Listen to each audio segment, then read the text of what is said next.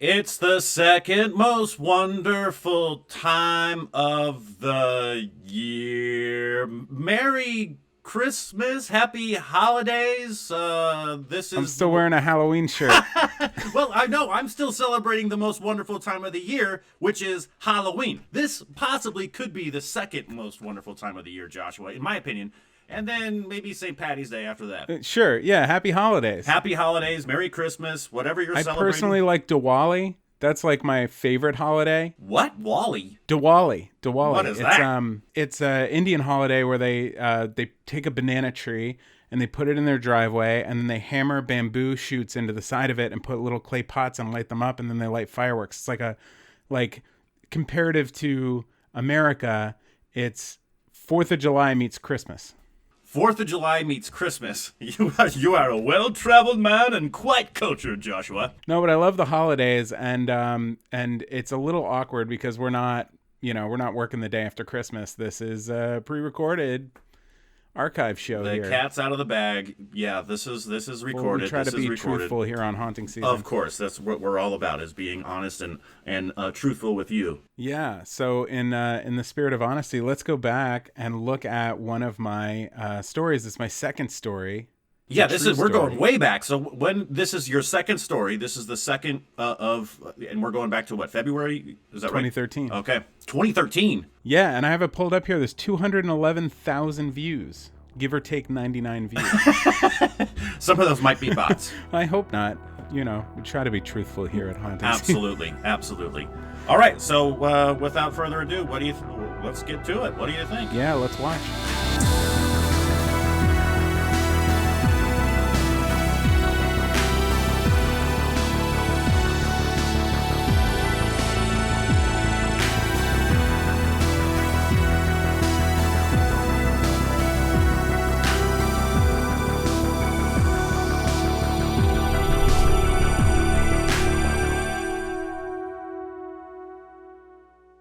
So to be completely honest, I wasn't really prepared to tell another story today. I was gonna give you a little more information about what I plan to do with haunting season and maybe introduce you to some people, but it seemed like you guys really liked my first story. So I figured, hey, what the heck? I wanna show you guys that I appreciate your comments and your feedback, and I wanna give you guys what you want. So I'm gonna tell you another story. So after our first experience at Hilltop, we were absolutely terrified, but Dan, being the big buff guy, always wanting to take it one step further, convinced us that we need to go on another paranormal experience. So Dan piles the same crew into the car. It's me, Dan, Guy, and Mike. If you don't know who they are, you should have watched my first video. So while we were driving, Dan told us the following story, that we were going to Clinton Road, and that Clinton Road had a dam, and on that dam, back in like the 1930s, there was a family hanging out at the dam, having a picnic, and they were walking across it, and they had a little boy, and he reached over to grab a penny that was just over the ledge and fell and died. The story goes that if you park your car on the dam at night and take a penny and throw it over the side, it'll come back and hit the roof of your car. And we're like, oh yeah, sure, let's do it, because that sounds a lot safer than going in an old age home full of dead people. So we're driving for a long time, and finally we hit a dirt road. The second that my car hits the dirt, it sort of fishtails a little bit. Don't worry, I'm a pretty good driver, and so I caught it and we were fine. Probably saved everyone's life that night. It's this dirt road that just curves and up and down and side to side, and it just goes deep into the woods. So after a while, the road narrows to about the width of one car, and then eventually we hit the dam, which is also the width of one car. So if two people want to go, one's got to back up and let the other one go. And the dam's got a big curve to it. You can kind of see the other side of it, but not that well. Seems kind of dangerous, but I mean, what the heck? It's the middle of the night. No one's gonna go blasting 100 miles an hour across this dam. And I don't know if you've ever been in the woods at night, but it is always scary, no matter what. So, just as a precaution, just in case we got a little scared by this stupid ghost story, I went all the way across the dam, turned the car around, and came back. Quick getaway. Anything happens, boom, we've got our direction. We all get out of the car, take the keys, stick them in my pocket, and we're like throwing stones and stuff. We don't think we're gonna be here long, so we might as well enjoy it a little bit before we get scared. So after a little bit, Dan goes, all right guys, let's do it. And reaches into his pocket and pulls out a penny. And already we're like, should we really do this? Guys, should we really do it? All right, let's do it. I mean, it's just a penny, right? Like, there is no other part to the story, Dan. He's like, no, that's it. So we all look over the edge, and it's just water. And Dan goes, guys, you ready for this? And throws the penny overboard. And we stand around for a little while. Nothing happens. And then we decide to get back in the car and go home. Call it a night. Myth busted. Take the keys out of my pocket, and penny hits the roof of the car. Me and Guy are like, what? No way! Dan's laughing his ass off, and we're like, oh, we just got duped. So we go, Dan, we came an awful long way for such a stupid prank. What the heck, man? He goes, give me your keys. I'm like, what? Give me your keys. Why? Because. Just give me your keys, trust me. I reach over, I hand him my keys. He rolls down his window, and he throws them out in the road, right in front of the car. I'm like, Dan, what the heck? He goes, well, I didn't want to tell you the real story because I didn't think you guys would come with me. It gets quiet in the car. And we're like, oh, yeah, all right, sure, whatever, what is it? So the story goes that if you park on this dam, and you turn off your car, and you turn off your lights, and you wait, and you wait, and you wait, eventually, at the far side of the bridge facing you, a truck will appear with big lights all the way across the top. The truck will sit and look at you, and then all of a sudden, it'll go. And you're not supposed to turn on your car. You're not supposed to do anything. You're just supposed to wait and wait and wait. And the second before it hits your car, it turns into a spirit and rips everyone's souls out of their bodies, and you die. And Mike's all like, I guess we gotta try this out. And Guy's like, so you know at the end of this journey we're supposed to die? Why did you bring us here? And Dan's like, we're not gonna die, dude. It's gonna be awesome. We're gonna have a great time. So as we're sitting there, Dan continues to tell us stories about Clinton Road. Ku Klux Klan has meetings there, an albino colony apparently that lives out in the woods, albino midgets, a Civil War cemetery haunted by the ghosts of the Civil War fighters. So we're getting freaked out. We're just sitting there in the dark on this dam. And it was a great time. Until at the end of the road there, the other side of the dam, starts to light up. And it's getting brighter and brighter and brighter. And all of a sudden, we're looking at two headlights and a big rack of lights on top. Dead silent, and we're mesmerized, and we're just staring at this thing, unable to move.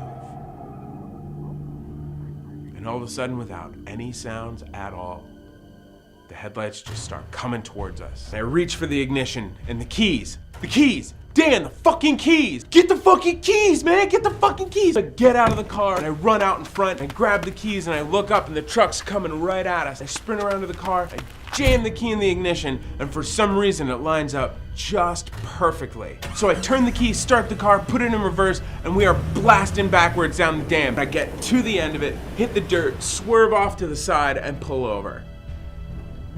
And the truck just slowly goes by. Can't see anything in the windows. And once it passes us, pitch black. We all look at each other, and Dan's like, let's do it again. And Mike's like, we gotta do it again. You totally pussed out. And Guy's like, we are not doing it again. We are leaving right now. And I'm like, I don't know. It's my parents' car. I really don't think I should be doing this. And Dan goes, what are the chances that'll ever happen again? It's probably some dumb hick that lives out in the woods, pissed off that we're on his territory. So finally I'm like, all right, one more time, but the keys stay in the ignition. Everyone agrees. So we go back onto the bridge, facing the same way, facing our exit way, turn the car off. And we sit. And we sit. And we sit. Eventually, behind us, there's some light. And it's getting brighter and brighter and brighter. And all of a sudden, there's two headlights, big rack of lights across the top. And I'm like, screw you guys, I'm going. I reach up, I grab the keys and knock them out of the ignition. And all of a sudden the truck starts moving towards us and I'm reaching down and Guy's like, come on, we gotta get out of here. And the truck's coming towards us. And Dan's like, dude, grab the keys, grab the fucking keys. So I grab the keys, jam them in the ignition, start the car, put it in drive, and slam the pedal to the metal, and whoop, we're off. Going around the corner of the dam, and the truck is just picking up on us. Then we hit the dirt, and we fishtail off to the side around the corner. And guys screaming, we're gonna die, we're gonna fucking die. Dan's like, we're not gonna die, just focus on the road. And the truck is ever getting closer to us. We're fishtailing around corners, and there's all this dust, and the truck doesn't seem to ever fishtail, doesn't ever seem to have any troubles, just moving towards us, moving towards us. We hit this one curve, the car slips out, and we're going completely sideways towards a tree, and we're all screaming like, ah! But it catches at the last second on a big rock. Boom! And we're off around the corner, and we get to this big bridge, and we come up and over the side, and we all whoop in our seats and land and kind of skid to a stop, and it's pitch black all around us. And I'm looking in the rearview mirror. Where is it? Where is it? And guy's like, maybe it's gone. Dan's like, shh, shut up, shut up. We're all looking in the rearview mirror. And guys turned around, and all of a sudden over the ridge, the dust starts to glow. This bright blue. It's getting brighter and brighter. And we're all just mesmerized, and we can do nothing but look. And when it's almost too bright to look at, the truck comes out of the mist in midair. It hit the lip of that ridge, and it was about 5 feet in the air, just like you see in the movies, coming right towards us. And I slam on the gas, and we're driving again through the woods on this dirt road, and we're fishtailing around the corner. Dan's like, we're close, we just gotta get to the pavement, and then our wheels will catch, and we'll be fine. So we're going, and finally we catch that pavement, and we're off. And the truck lights sort of fade off in the background, and Dan goes, quick, you're gonna turn left and you're gonna turn off the car, no brakes, no nothing. And so we do, we swerve around a corner onto some side road, I switch off the car, and we coast. And slowly the truck goes by down the street.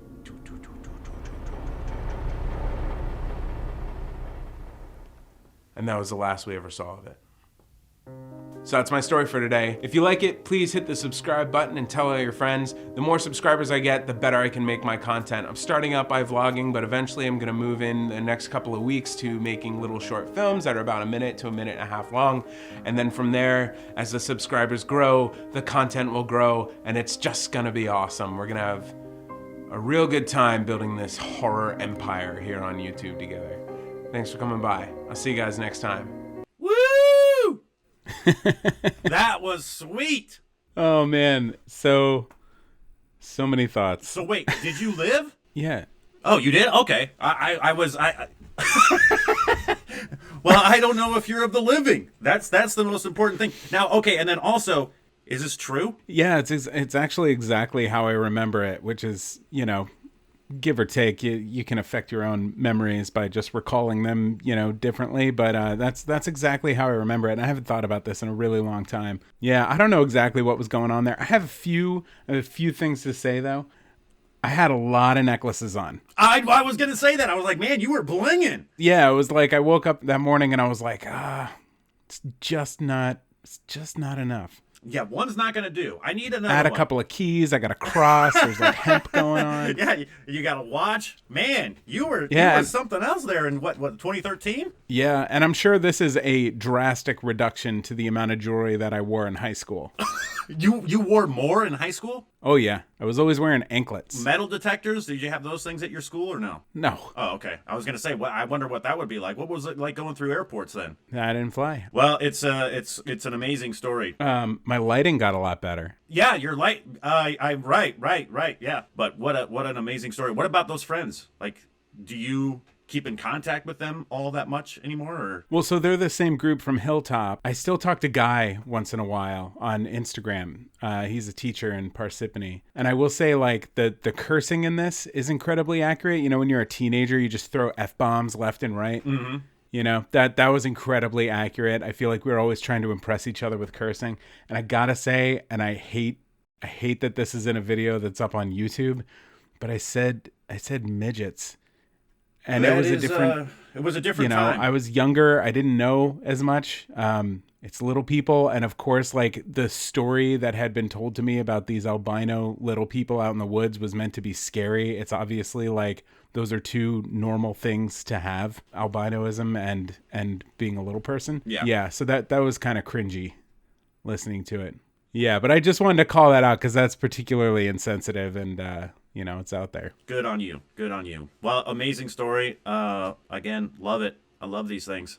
Man, I did some stupid stuff in high school. I thought I was pretty reckless and idiotic in high school, but I think you really take the cake here. I'm gonna go ahead and award you with that trophy. Well, you got to tell me what you were doing. Well, we just hung out at cemeteries and drank beer. You know, that was the about as dumb as we got, and you know, we'd go doorbell ditch or throw oranges at cars. But there was a place called Devil's Playground, which we went to one time, where it was supposedly this haunted place that a family burned alive, and the mold of their house was still there, and it was out in the middle of the desert. But this is like one of those urban legends, urban tales. So we went out there one time, and like the Devil's Tree or something. Yeah, exactly. And so we went out there, and all we would do was basically just drink beer and try to conjure something. But yeah, sure. We were never chased by a truck or chased by some sort of demon orb at an old, crazy old people's house. I kind of racked up all my stupidity in my younger days so I could be a little more responsible nowadays. Yeah. I don't know. Well, job well done. Sharing my vulnerable moments on the internet. Thanks so much for listening, everybody, or watching, or whatever you're doing. And that's our show for today. Happy holidays. Happy holidays. Happy New Year.